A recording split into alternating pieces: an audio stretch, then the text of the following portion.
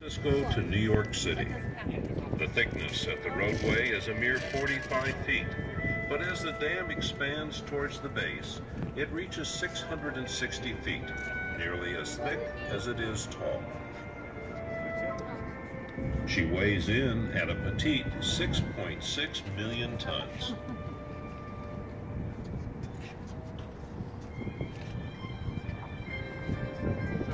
Behind the dam, you can see Lake Mead, the largest man-made reservoir in the United States.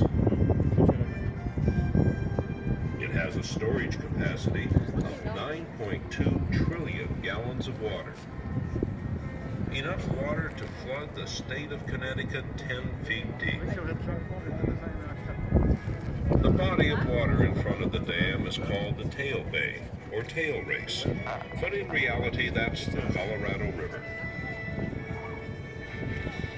This is where the water is drawn from hundreds of feet below the surface of the lake and spills through the turbines, flowing on downstream.